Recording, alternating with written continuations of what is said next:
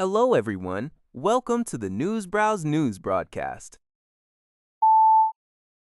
According to NHK, the Group of Seven, G7, summit in Evian-les-Bains, France, focused heavily on the situations in Iran and Ukraine during its second day.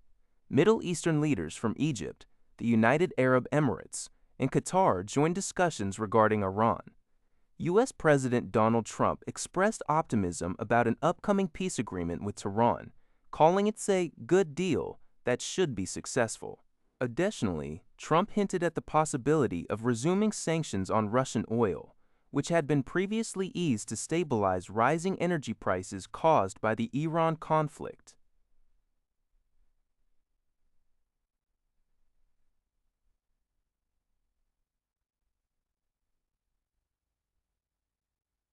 Ukrainian President Volodymyr Zelensky also joined the summit, describing the talks as highly positive. Zelensky emphasized a shared consensus among G7 leaders that Russia is losing the conflict and must negotiate a deal quickly, urging direct talks with Russian President Vladimir Putin before the next winter. Zelensky requested G7 nations to exert further pressure on Moscow. On the sidelines, Japanese Prime Minister Takaichi Sanae met with Trump to express Japan's support for the Iran peace deal, with officials noting that sending Japanese maritime self-defense force vessels was not discussed. The summit will continue with discussions on economic issues and artificial intelligence. According to Tsingtao Daily, the Wall Street Journal reported that the U.S. Trump administration has agreed to allow Iran to immediately resume crude oil and fuel exports. This move, part of a newly reached truce framework, serves as an early economic incentive to push for an end to hostilities and encourage subsequent negotiations. Under the Memorandum of Understanding signed electronically on Sunday and expected to be finalized this week, the U.S. will lift sanctions on Iranian oil sales. This waiver will extend to critical supporting services, including banking, shipping, and insurance. However, a senior U.S. official emphasized that long-term sanctions relief is contingent upon Tehran meeting specific demands, such as ensuring safe navigation through the Strait of Hormuz and addressing nuclear concerns. Crucially, Iran will remain unable to access approximately $100 billion in frozen assets. While critics in the U.S. and Israel argue that providing early economic benefits undermines Washington's bargaining power,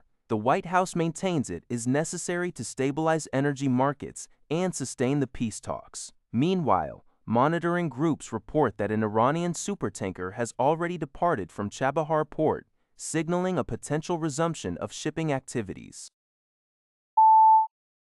According to a report by Al Jazeera, France kicked off their 2026 World Cup campaign with a 3-1 victory over Senegal in their Group I opening match at the New York, New Jersey Stadium. Real Madrid star Kylian Mbappe stole the spotlight on his 99th international appearance by scoring twice, which officially made him France's all-time leading goal scorer with 58 goals. After a challenging first half where Senegal threatened and Nicolas Jackson hit the post, France found their rhythm in the second half. Mbappe broke the deadlock in the 66th minute, converting a pass from Michael Olise. Bradley Barcola then came off the bench to score France's second. Although Senegal's Ibrahim Mbaye pulled one back in stoppage time, Mbappe sealed the win with a stunning long-range strike in the 96th minute. This brace also brought Mbappe's career World Cup goal tally to 14, placing him level with Gerd Müller and just 2 behind the all-time tournament record holder Miroslav Klose. France will next face Iraq, while Senegal looks to bounce back in their remaining group stage matches. According to a report by Thai Sounds, despite the recent announcement of a peace agreement between the United States and Iran aimed at ending their conflict and reopening the strategic Strait of Hormuz, commercial shipping traffic through the waterway remains extremely sparse.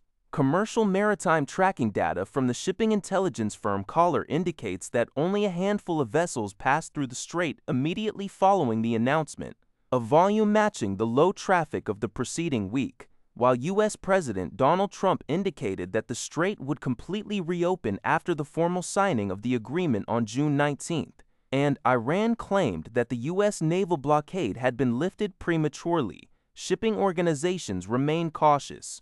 Significant uncertainties persist regarding the exact procedures for reopening the waterway, the time required to clear naval mines, and the high costs and security arrangements necessary to guarantee safe transit.